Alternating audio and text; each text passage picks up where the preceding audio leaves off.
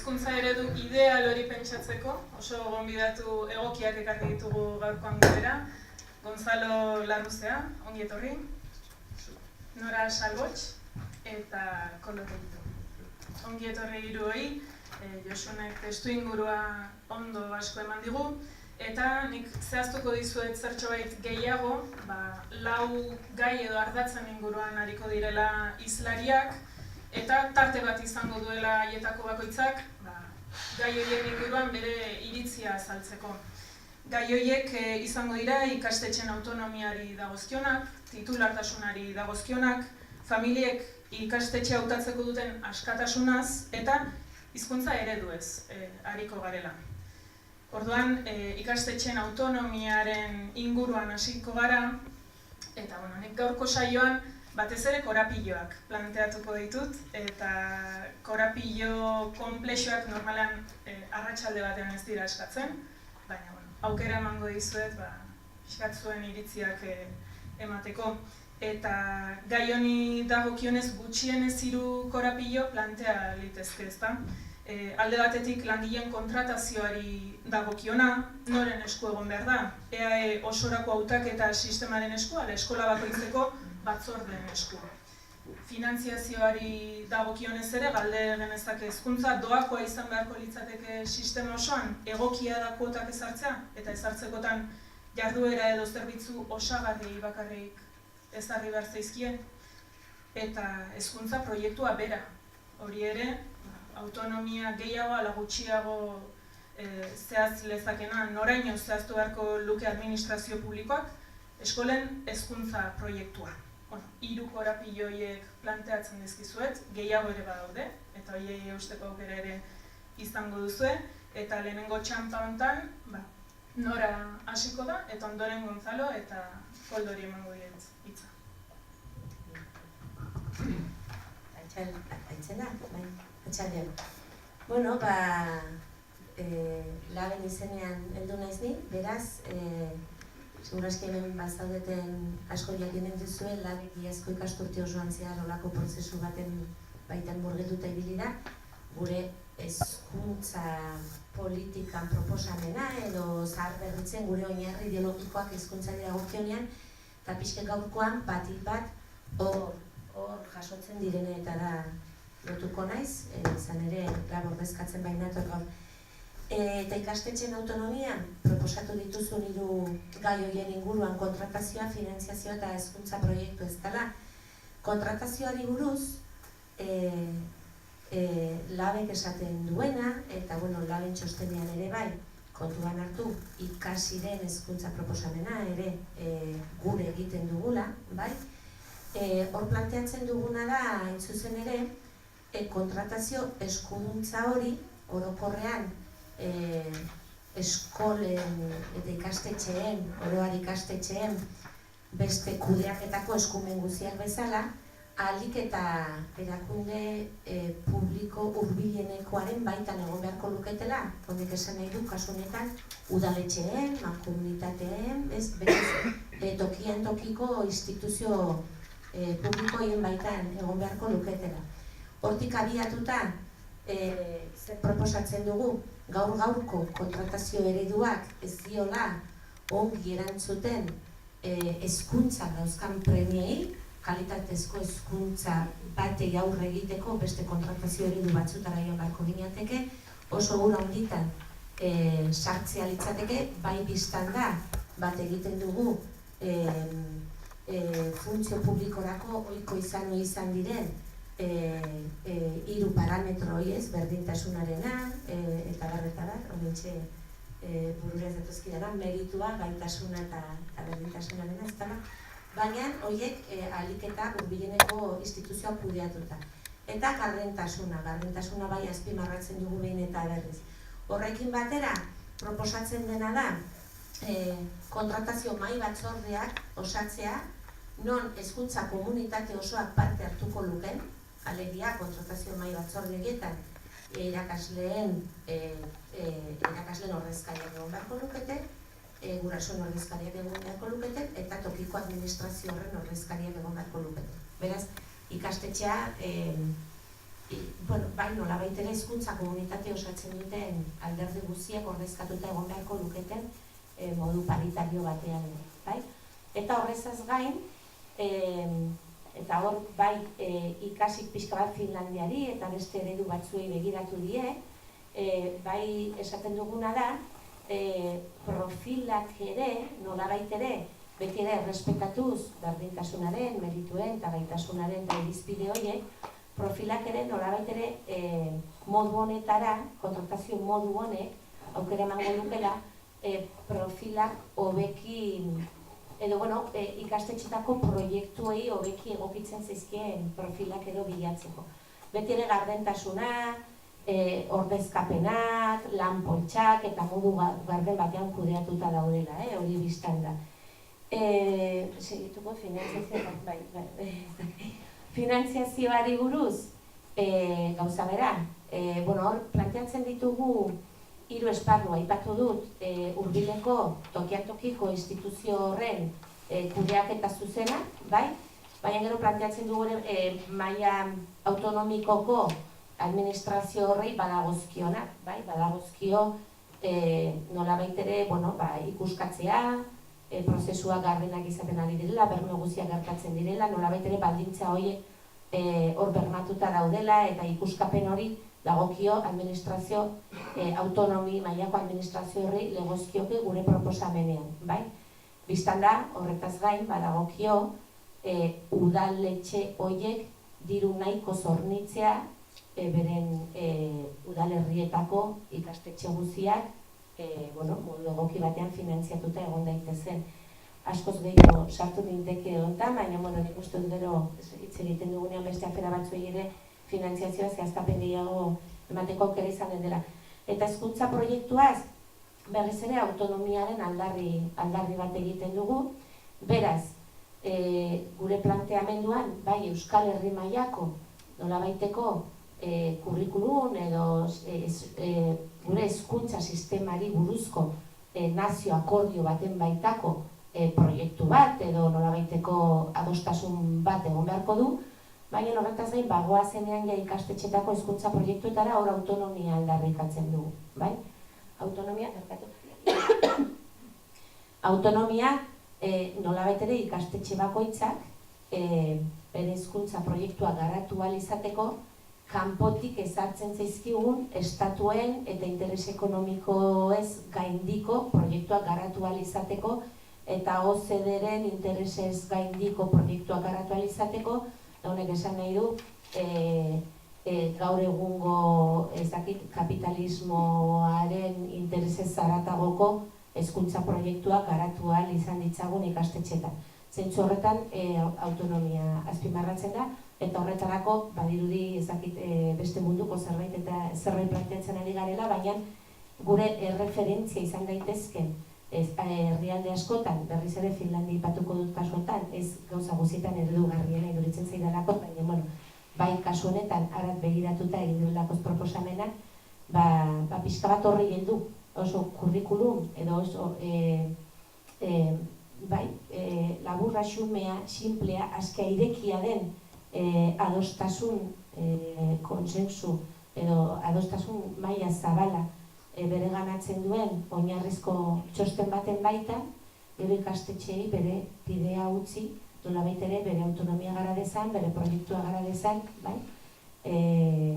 interes desberdinen arabera, bere herriaren ezagutza batetik abiatuta, bere testuinguru hurbilarekiko harreman horretatik eraikitako proiektuak eginez, bere egoera soziolinguistikoa kontuan hartuko dutenak, biztanda sozioekonomikoa, kulturala eta bar ere bai. Orduan ez dakit ja agurtu duten denbora, gero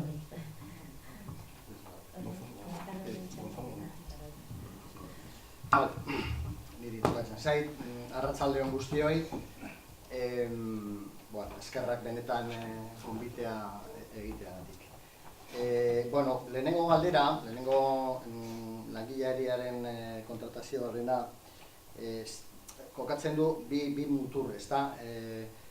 Noren eskuetan egon behar da, ikastetxe bakoitzeko batzorden bitartez edo edo, en fin, hautaketa izan behar da, orain arte ezagutzen dugun moduan, eskola publikoan, pues, oposizioa baten bidez. Nik kokatuko nintzateke erdiko bide batean. Nik uste dut ezin dela bakarrik geratu ikastetxearen eskuetan, itunpekoetan egia da eskola kontseilutik pasatu behar dela, baina normalean ja publikan nahiko lorontziak dira eskola kontseiluak eta itunpekoetan are gehiago. Eta orduan normalean, hombre, kompetentea seguro bilatzen dutela pertsona bat, baina batez be konfidantzakoa, batez be gure pentsakera duena. Hori da modu bat. Beste modu bat da oposizioaren bidez, eskaintza publikoa egiten da, eta egunen batean, edo 3 egunetan, proba batzuen bitartez, nolabait une konkretu batean, dana jokatzen da. Eta han ematen du, adierazi behar duzula, benetan kompetentea izan behar zaren. Orduan, nire ustez, oposizioaren eredua gainditu beharren gaudela. Gainera, ohituta gaude, ematen du leku guztietan horrela egiten dela, baina Europari begiratuta egia esan 6-7 gehien jota herrialdetan egiten da. Beste sistema batzuk badaude Europan eta ematen du ez direla hain kaskarrak. Orduan, batetik probak une batekoak dira, bestetik egiten dira, justo non egiten da desempeñoa, non egiten da jarduera, gelan, ezta? Eta probak egiten dira gelatik urrun eta ikastetxetik urrun. Nola neurtzen da benetan kompetentea da? Orduan, sistema berri bat asmatu behar dugu, nik goitik harin 5-4 ezaugarri emango ditut, baina lehenengo eta uste dute oposizioa izan behar dela pentsatuta ibilbide oso baten barruan. Ez da, ja, lortu dut eta ja, honekin deskantzatu aldut jubilatu arte. Ibilbide baten barruan izan beharko da, batez be praktikan oinarrituta, nola jarduten dudan nik ikastetxe batean, behaketa hori egin behar da. Eskarmentu handiko profesionalekin lagunduta, behintzat iraupena 2 urtekoa izan beharko litzateke, eta pentsatuta bebai ez dakarrik ikastetxe publikoentzako, baizik eta itunpenkoentzako bebai. Hau da, ibilbide profesional bat pentsatu behar dugu etapetan. Eta etapaz etapa, poliki aurrera joango dira profesionalak, eta inflexio puntu nagusia ez da derrigor izan behar, justu, saltoka ateratzen da azterketa batetik gainditu dudalako. Orduan, nik uste dut momentu honetan, egia da Euskal Herrian eginda ez daudela, baina bi proposamen daude behintzat gainera antza dutenak euren artean gustatzen zaizkidanak. Bata da Mariano Fernández Engitasena eta bigarrena da irakasle fakultateen dekanuen batzordeak ere argitaratu du eta desde luego da oraingo oposizio sistema gainditzeko. Eta gero hori bai azken ekarpena egin nahi dudana pentsatzen dut. Eskola komunitateek esku hartze handiago izan behar dutela aukeratzeko. Orain arte bakarrik agintzen duena da sistema burokratiko bat, antzinatasuna, eta horregatik eskola komunitateek edo eskola komunitateen premiak ez dira kontuan hartzen irakasleak esleitzeko unean. Gero, baloreak, ez da, hizkuntza proiektua. Nik esango nuke gizartean 3 balore motak bereiztu genitzakela. Batetik, gehiengo batek asumitutako baloreak. Giza eskubidetan oinarritutako baloreak, eta balore demokratikoak, eta badaude beste multzo bat, demagun kontrabaloreak liratekenak, fasismoa edo beste batzuk, hoien kontra, zeharo kontra daudenak. Eta gero badago hirugarren multzo bat, lehenengo multzoarekin oposizioa egiten ez dutenak, baina ez direla gehiengo batenak, baizik eta, talde batzuk gizartean eskubide osoa daukatela balore hori defendatzeko.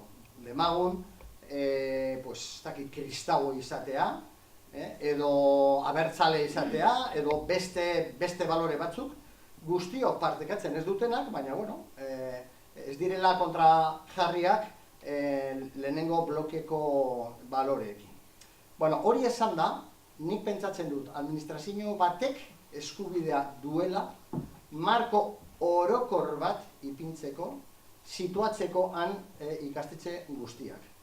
Eta nolabait hori gertatzen da eskola publikoaren legearekin. Han esaten da artikulu batean, garbi, hirugarren artikuluan, Euskal Eskola Publikoa horko ikastetxe bakoitza, anitza, elebiduna, demokratikoa, Euskal Gizartearen zerbitzura dagoena, gizarte eta kultura mailan bere ingurunean errotua, partaidaztzaskoa, ezberdintasunaren berdintzailea eta diversitateen bateratzailea. Handik aurrera, ikastetxe bakoitzak eskubide osoa dauka azpimarrak jartzeko elementu batean edo bestean edo bere hezkuntza proiektu propioa edukitzeko. Baina beti balore minimo demokratiko eta giza eskubideetan oinarrituta eta uste dut hori exigitzeko eskubidea administrazio bat badauka. Bukatzeko, finantzazioa. Eztabaida honetan beti pentsatu dut etorri garela hezkuntzaz hitz egiteko. Modu batean edo bestean aterako da, edo implizituki edo esplizituki egongo da marko juridikoa. Eta segun ze marko juridikoan mugitzen garen, erantzuna izango da bata edo bestea. Nik bakarrik eta gehiegi esenroiatzeko eta seguramente ja aterako didazu txartela, bakarrik esango nuke konformatuko nintzatekeela oraingo legeak esaten duenarekin. Eta oraingo legeak esaten duena da bat ituna dala, akordio bat dala, administrazioa eta ikastetxeen artean, eta zer jartzen du administrazioa? Jartzen du finanziazioa, eta jartzen du, horrela adierazita dago loden, de modo análogo a lo que aparece en la pública, de modo análogo. Baina, hori ematen du, ez dakit finanziazioan gardentasunik ez dagoenez, noiz esertzen garen, benetan kontuak garbi ateratzeko. Baina ematen du, ez direla ailegatzen. Batetik ez da betetzen administrazioaren partetik, baina gero, bestetik, ere ez dago doakotasuna, segregatzen da batzutan, eskola kontseiluan, lehen esan dudan moduan, lorontzi bada. Orduan, ikastetxeei diruaren truke exigitzen zaizkien baldintza edo funtzionamiento demokratikoa ere, hankamotz. Orduan, egia da, igual, beste marko batera pasatu behar dugula, baina, desde luego, beteko bagenu, dagoena, beste eszenario batean egongo gilatik. Ni nola bezala erakunde baten izenean nator, kasu honetan ikastolen elkartearen izenean, eta berak bezala, baina ere, oinarri bezala hartungo dut ikastolik aurreko kurtzuan luzatu zuen proposamena. Bloke honetan tokatu zait azkena izatea, beraz, eine baten errezagoa da, eta gauza batzuk ez dut errepikatuko, denbora ez galtzeko, ezta. Kontratazioan, guk gure proposamena oso garbi dauko, ikastetxeen autonomia hor pintzen du goi bailan. Gonzalo kontra esan duen duan, Europan badaude beste adibide batzuk, eta egia da nik uste dut azpimarratu dugula, gure gizartean badagoela errotuta olako ideia bat, ezta, oposizioa sistema da bakarra publikoan sartzeko, ez, Europan daude hainbeste sistema, eta oposizioa leku batzuetan ez dago. Nora bilitan aipatu du herri bat, ni pizka berago joango naiz, kasu honetan Estoniara, eta Estonian lasaitasun osoz ikastetxe publikoak ere egiten dutena da, zuzendariaren eskutan geratzen da kontratazioa. Berak nola osatzen du taldea? Talde horretan egoten da udal ordezkari bat, arduradun pedagogikoak, langileen ordezkariak eta guztien artean erabakitzen dute ikastetxe bakoitzaren langileak. Eta bai, Gonzalo esaten moduan, bai, konfidantzak emoten duena, bai, baina egiteko ikastetxe bat bizkate ideologi konkretu bateaz edo planteamendu pedagogiko bateaz, konfidantzako pertsonak izan behar dira. Nizut hori, azkenean ikusten dut, langile guztientzat toke egongo dela. Eta gero, agian galdera da, kontxo, bai, hori, baina publizitatearena, hor beste printzipio bat beti kontuan izan behar duguna. Publizitatea, Estonian oso horrez, badaukate beraien web, irakasle guztien web horri, eta errebista bat, eta hor, publikatzen dira, ez dakit nik, ze herrietako ikastetxe bat behar du irakasle bat edo behar du irakasle bi, orkesten dira jendea eta horrela antolatzen dute. Gure ustez hori da sistemarik egokiena. Egia esan da, ikastoletan gitxeko labera hori da horrela eramaten duguna. Eta gurea zertan oinarrituta dago ikastolen elkarteko edo ikastolen kontratazio sistema? Gure lan hitzarmenean. Gure lan hitzarmenean jasota dago hautaketa prozesuaren fase ezberdinak, zehaztuta dago aukeraketa organo nola osatuko da, paritarioa, parekidea izan behar da, langileen ordezkariak, zuzendaritza, artezkaritzako kide, eta gero, printzipioz, horra aipatu diren, oinarri, printzipio guztian, berdintasuna, meritua, ahalmena eta publizida, dudazea betetzen da. Zein da ezberdintasun nagusia? Ez dugula egiten, oposizio baten egiten diren esamin mota, eta beste era batera aurrera eramaten dugu. Egokiena, ni hor bat nator Gonzalorekin, batek daki nola egiten diren azterketa horiek, ni uste dut sakonean aztertzeko gai bat da, nik uste dut gaur egunean oposaketan erabiltzen den sistema ez da guztiz egokia, agian gurea ere ez da guztiz egokia eta garatu gago egon behar da, baina nik uste dut bereziki garrantzia duena da noren eskutan dagoena, eta guk hori da lehen esten duguna, noren eskuetan, eta horretan ikastetxeen eskutan egotea da peskat garrantzitsuena, ez da. Hezkuntza proiektua, lehengoan esan badut ikastetxeen autonomia guretzat oso garrantzitsua da, puntu betanak eta gehiago, ez da. Eta gure ustez ikastetxeek autonomoak izan behar dira, bere hezkuntza proiektua egiteko. Eta gurean oso garbi daukagu, referentzia nagusi bat dugula Euskal Kurrikulumea, eta gu pentsatzen dugu, hori gure hezkuntza proiektuen oinarrizko referentzia hori izan behar dela. Hortik aurrera, logikoki, estatuaren eskuetan egon behar da zeo zer, hori logikoki.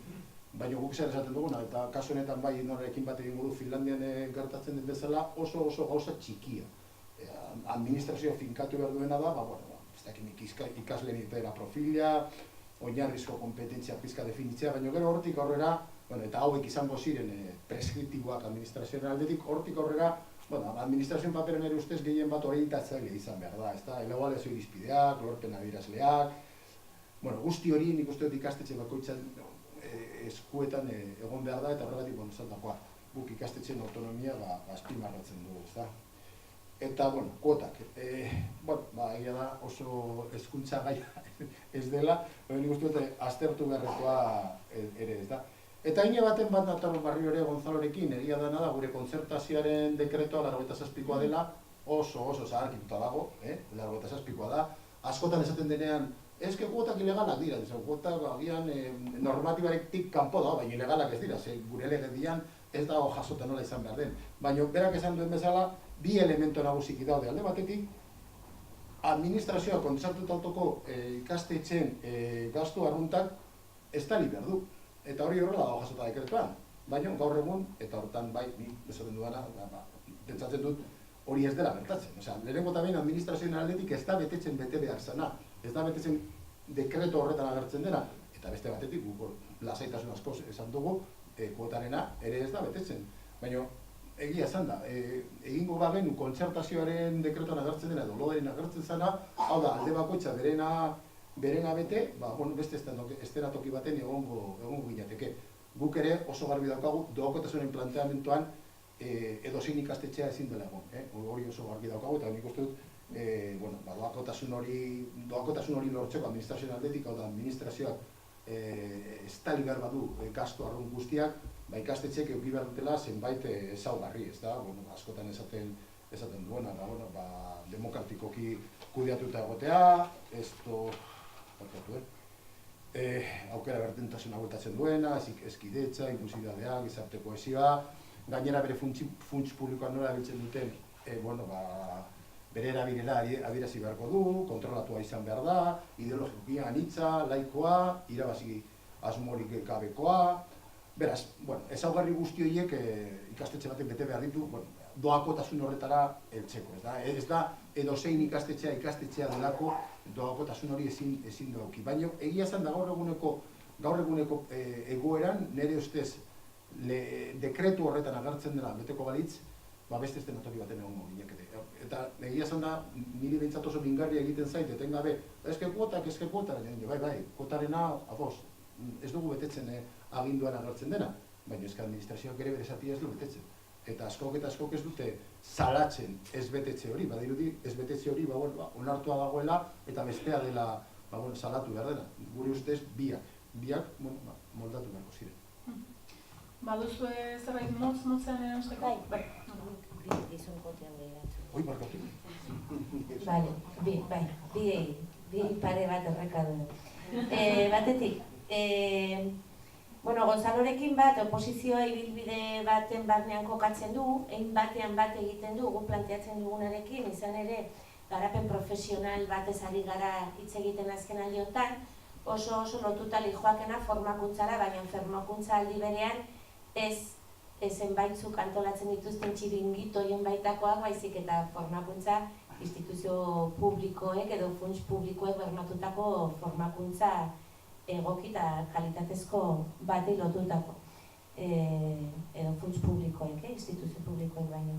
Eskola kontseiluak lorontzi bat direla, Pintaberriz esan du, itunpekoari buruz, nik jarretxe behar diot, eskola kontseiluak lorontzi bat direla, lontzeaz geroztik, Euskal Herriko edo bai behintzat Euskal Herriko ikastetxe guztietan, ikastola, kolegio kontzertatu edo ikastetxe publikoa izan ere, kendu zizkigutelakoz, bazituen eskumenak, kendu zizkiguten, ebatzi zizkiguten lontziaren bitartez, eta gaur-gaurkoz organo kontsultibo bat baino ez da. Bai, badago lontzea formulatzeko edo bermoldatzeko proposamen bat, non gainera aitortzen den, zin puntura arte eskuduntza horiek kendu zaizkien gurasoei eta barretara. Beraz, hori orokorra da, nik salatu behar baitut hori. Eta gero koldo momentu batean eskapatu zaio logikoki estatuen eskuetan egon behar duela zeozer, hemen defendatuko dugu, gure txostenean defendatzen dugu, Euskal Herrirako esparru berri baten baitan kokatu behar dela zeozer hori, nolabaiteko akordio bat, EAE, Nafarroa eta iparraldeko badakizuaren sortu den beste elkargo horren baitako zeozer batetarako aspirazioa behintzat badugu eta hortara jarriko ditugu gure indarrak jastan behintzako errekaduak. Azkeneko bat, Estonian badugu eredu bat eta Euskal Herrian ere badugu beste bat. Izan ere, ni baztandarra naiz, eta baztanen badugu udal ikastola bat, zintzutan kontratazioa, mai paritario baten bitartez osatzen diren, deialde publikoak egiten dira, udaletxean, prensan eta bat, eta mai horietan daude irakasleen ordezkariak, udaletxeko ordezkariak, gurasoen ordezkariak, lan poltsa bat osatzen da, publikoa denak, Euskal Herri osotik, jendea barator, beste dozintokitara bezala, lanabila, modu horretara egiten da. Beraz, Estonia, Finlandian eta Euskal Herrian ere bai.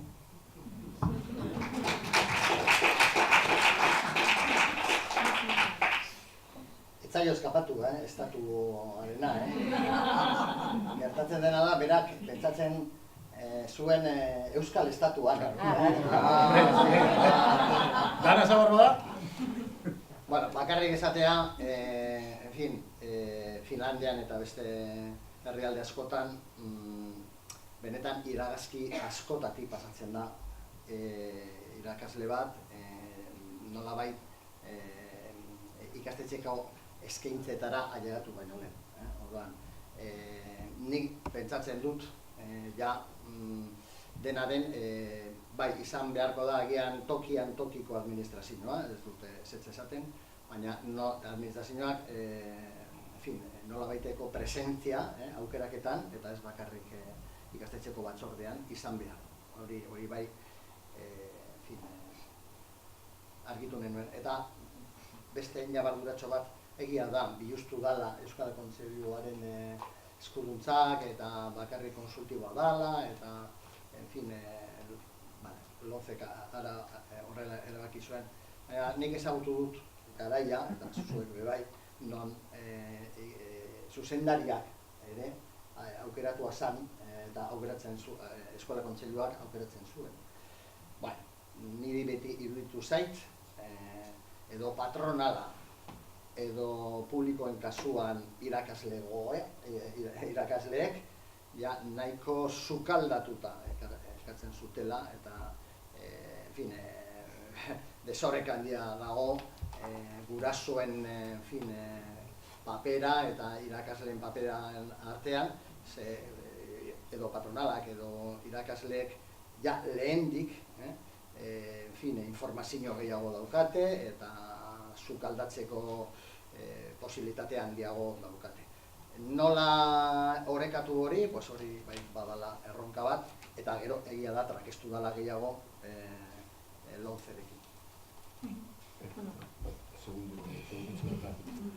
Eskola Kontseiluaren aipamen hori, zer esan behar dut, azken finean ikastoletan Eskola Kontseiluaren papera, egia esan da, ez da existitzen. Beraz, gure organo gorena da Artezkaritza Kontseilua, eta Artezkaritza Kontseiluan parte hartzen dugu guztiok eta erabakiak hor hartzen dira, eta horretan gurasoen papera nagusia da. Ni naiz gurasoa, lehen agertu den Josune gurasoa da, beraz, nik uste dut, pizkat zehazteko, eta erabaki nagusietan Eskola Kontseiluaren, gurean ez du zentzurik, guk gaudelako organo nagusi horretan. Eta gero, Estoniaren aipin dute referentzia bezala, estatu guk, oraindik ere ez gara estatua, nik uste dut gure aipatzen dudan eredua ikastoletan aurrera eramaten dugu, gainera lan hitzarmene hori erabiliaz labekin sinatuta duguna, langileen ordezkaria gurekin datoz daude hori egiten, eta beste da aipamen bat, pizka jendea pizka kokatzeko, eta Europan Estonia, Finlandia, baina badago beste herrialde batzuk, herrialde anglosajoietan ere udaletxeen presentzia izugarria da, beraz da pizka apurtzeko argazki hori da nun,